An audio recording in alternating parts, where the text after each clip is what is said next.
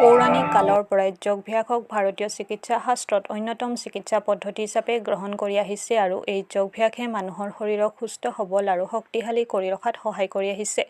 সম্প্ৰতি সময়ৰ পৰিৱৰ্তনত যোগাভ্যাসত নিত্য নতুন কাৰিকৰী কৌশল, অত্যাধুনিক সামগ্ৰীৰ সংযোজন ঘটিছে আৰু ইয়ে যোগাভ্যাসক অত্যাধুনিক চিকিৎসা পদ্ধতিলৈ উন্নীত কৰিছে।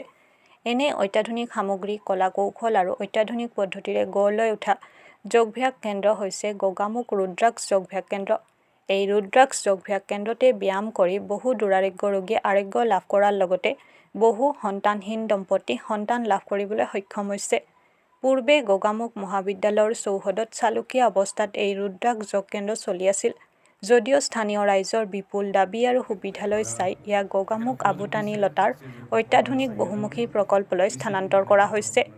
বৰ্তমান আবুতানি লতাত ৰুদ্ৰাক্ষ যোগাভ্যাস কেন্দ্ৰ নহাজত নতুন ৰূপত সজোৱা হৈছে।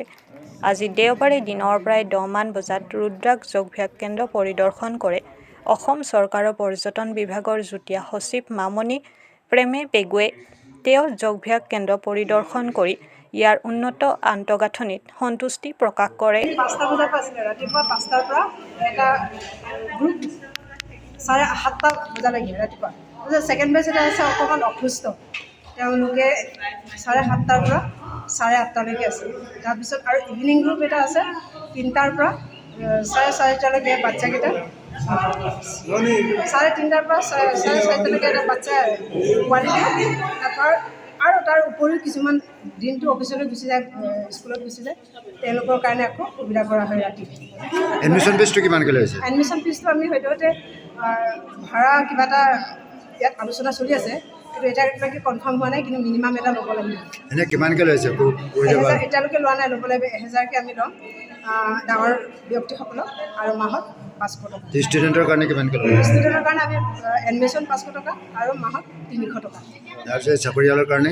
চাকৰিয়ালৰ কাৰণে আলোচনা কৰিব লাগিব, বয়োজ্যেষ্ঠ কেইটাই হ'ব।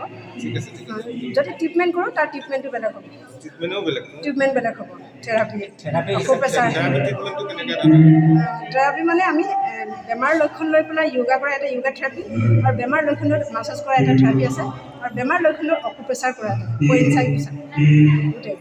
আৰু লগতে আমি পাছলৈ এড কৰি দিম যিসকলৰ চুগাৰ হাই হৈ থাকে, প্ৰেছাৰ হাই হৈ তেওঁলোকক এনেকৈ নিমৰ পৰা থেৰাপি কৰা এটা আমি চিন্তা কৰিছোঁ। নিৰন্তৰ আৰু এটা আশাৰে আমি বহুদিনৰ পৰা যোগ চৰ্চা কৰি আহিছোঁ। ৰুদ্ৰাক্ষ যোগাভ্যাস কেন্দ্ৰ ইয়াৰে আমাৰ বৰ্তমান অসমৰ শিক্ষামন্ত্ৰী মহোদয় ৰমেশ পেগুৱে আমাক এক উপহাৰ তো আমি ইয়াৰ কাৰণে আমাৰ ফালৰ পৰা ৰুদ্ৰাক্ষৰ প্ৰত্যেক সদস্যৰ ফালৰ পৰা তেওঁক অশেষ আমি ধন্যবাদ জনাইছোঁ। আৰু আমি যোগ অভ্যাস নিৰন্তৰ কৰি আহিছোঁ। আজি এই ধৰণৰ স্থান এটা খুব সুন্দৰ আৰু খুব উন্নত ধৰণৰ পূৰ্ণতা ব্যৱস্থাৰে যি আমি এটা যোগ কেন্দ্ৰ পাইছোঁ, ইয়াত আমি যোগৰ চৰ্চা, যোগ সেৱা আৰু খুব সুন্দৰভাৱে কৰি যাম বুলি আমাৰ দৃঢ় বিশ্বাস। বৰ্তমান সময়লৈকে আমি পুৱাৰ ভাগতে 5:30 বজাৰ পৰা 7টা বজালৈকে যোগ অভ্যাস কৰাওঁ। যিসকলে তেওঁলোকে যোগ অভ্যাস কৰাৰ পিছত নিজৰ অফিচ স্কুললৈ গুচি যাব পাৰে। তাৰ পিছতে আৰু যিসকল গৃহিণীসকল থাকে তেওঁলোকৰ কাৰণে আকৌ আমি দ্বিতীয় ইয়াৰ গোট ৰাখোঁ। 8:30 বজাৰ পৰা আমাৰ 11টা বজালৈকে পুনৰ যোগ চৰ্চা কৰা হয়। আৰু শিশুসকলৰ কাৰণে আমি যিহেতু স্পৰ্টছৰ বৰ্তমান ইয়াৰলৈকে যোগ আছে, তাৰ কাৰণে আমি শিশুসকলৰ কাৰণে আবেলি সময় এক যোগ চৰ্চা ৰাখোঁ। যোগ বুলিলে আজিৰ সময়ত দেহৰ কাৰণে উন্নত কাৰণে এক প্ৰণালী বুলি ধৰা হয়। তাৰ কাৰণেও আমি এক য়োগা থেৰাপি বুলি, য'ত আমি অসুবিধা বা অসুখীয়া যিসকল আছে, স্বাস্থ্যৰ অৱনতি আছে, তেওঁলোকক উন্নত কৰাৰ কাৰণে যোগ থেৰাপি বুলি আমি দিনৰ ভাগত আমি প্ৰভাৱ আগবঢ়াওঁ। যিসকলৰ যি সমস্যা হৈছে সেই লৈ আসন, প্ৰাণায়াম এনেধৰণৰ অভ্যাসবিলাক কৰোৱা হয়। আজিৰ সময়ত আমি এনেধৰণেও লগ পাওঁ য'ত ডক্টৰে প্ৰেছক্ৰিপশ্যনত তাত উল্লেখ কৰি দিয়া থাকে যে প্ৰাণায়াম কৰিব লাগিব, আসন কৰিব লাগিব। তো সেইসকল লোককো আমি সেৱা ৰুদ্ৰাক্ষ যোগ অভ্যাস কেন্দ্ৰৰ ফালৰ পৰা আমি আগবঢ়াই থাকোঁ। ইয়াৰে যোগ শিক্ষকসকলৰ খুবেই প্ৰয়োজনো হৈ থাকে। তাৰ কাৰণে আমি গোগামুখ মহাবিদ্যালয়ৰ ফালৰ পৰা আমি এক সহায়মূলক কাৰ্য পাইছোঁ, যিটো য়োগা ডিপ্ল'মা, য'ত যোগক অধ্যয়ন কৰা হয় আৰু তেওঁলোকেও সেই অধ্যয়ন কৰা ব্যক্তিসকলেও আগলৈ গৈ যোগ শিকাব পৰা হয় ৰাইজক।